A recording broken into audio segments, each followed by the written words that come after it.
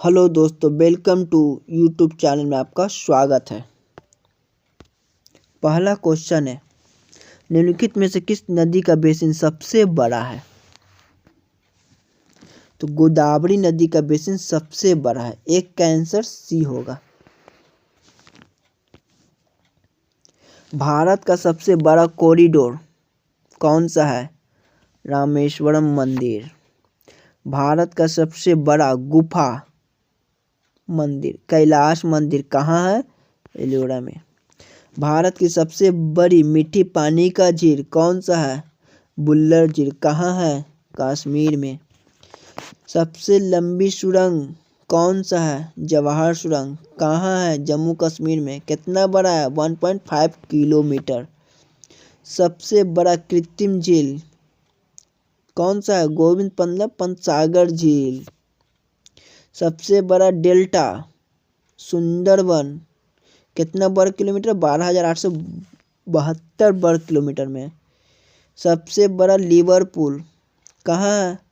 Howrah bridge Kolkata में। सबसे बड़ा रेलवे पुल कौन सा है? सोन नदी का पुल कहाँ है? बिहार में। दूसरा क्वेश्चन, द्रविड़ शैली का उत्कृष्ट उदाहरण निम्नलिखित में से किसे कहा जा सकता है? तक्षपुरा का बृहदेश्वर मंदिर को कहा जाता है। 2 का आंसर डी होगा। दक्षिण भारत में मंदिर निर्माण की शैली द्रविड़ शैली को कहते हैं। उत्तर भारत मंदिर निर्माण की शैली नागर शैली को कहते हैं। मिली जुली शैली बेसर शैली को कहते हैं। गंधार शैली एवं मथुरा शैली का विकास कनिष्क के शासन काल में हुआ था। नेक्स्ट क्वेश्चन 3 नंबर, गुप्त शासकों द्वारा जारी चांदी के सिक्के कहलाते थे।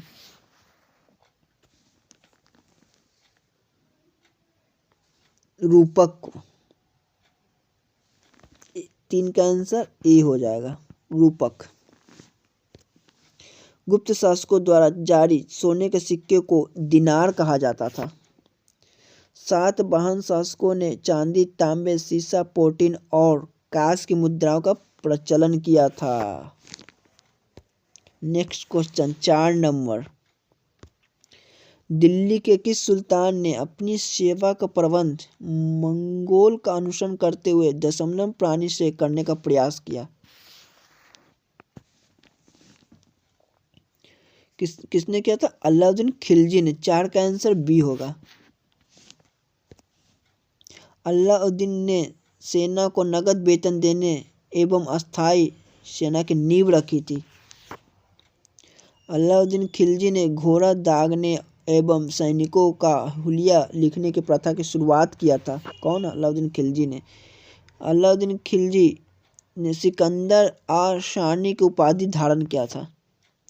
अलाउद्दीन के बचपन का नाम क्या था? अली तथा गुरशप्पा था। नेक्स्ट क्वेश्चन 5 नंबर, शून्य आधारित बजट क्या होता है? बिल्कुल नए सिरे से बजट तैयार करना शून्य आधारित बजट कहलाता है। 5 का आंसर डी होगा। शून्य आधारित बजट किसका देन है? अमेरिका का। शून्य काल किसका देन है? भारत का। एक विधानमंडल के कार्यकाल की समाप्ति तथा दूसरे विधानमंडल के कार्यकाल की शुरुआत के बीच के काल को संपन्न होने वाले सत्र को पंगु सत्र कहते हैं। पंगु सत्र की व्यवस्था केवल कहाँ है? अमेरिका में है।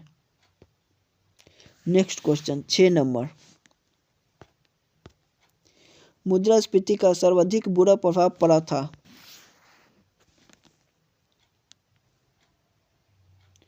निश्चित आय के व्यक्ति पर पड़ा था। 6 का आंसर ए हो जाएगा। मुद्रास्फीति में मुद्रा का मूल्य घट जाता है तथा महंगाई बढ़ जाता है।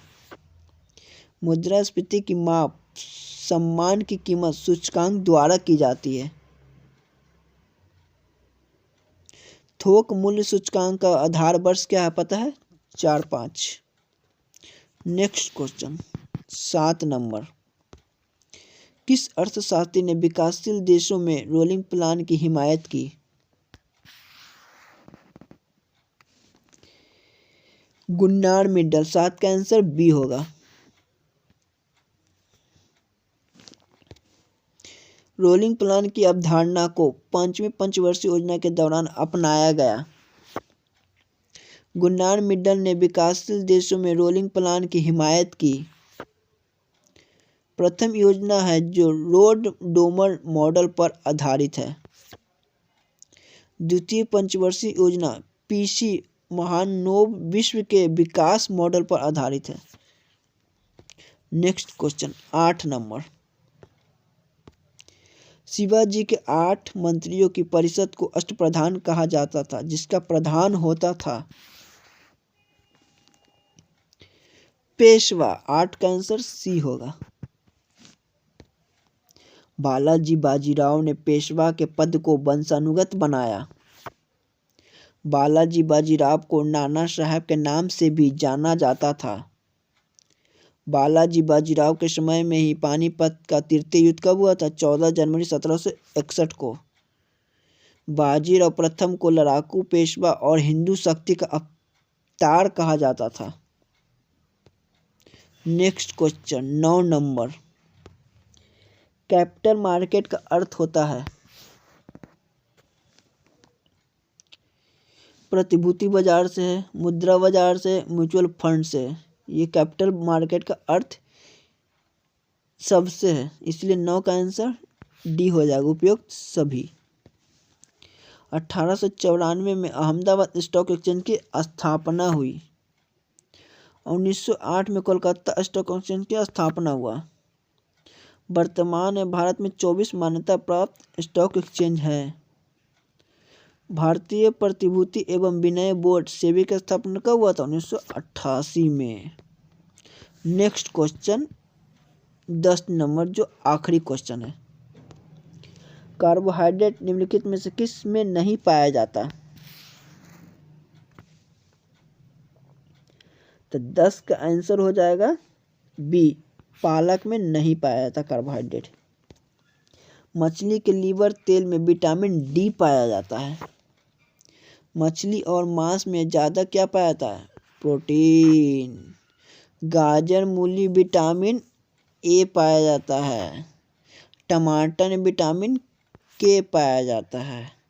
अगर वीडियो अच्छा लगे तो शेयर, कमेंट, लाइक कर दीजिएगा। धन्यवाद।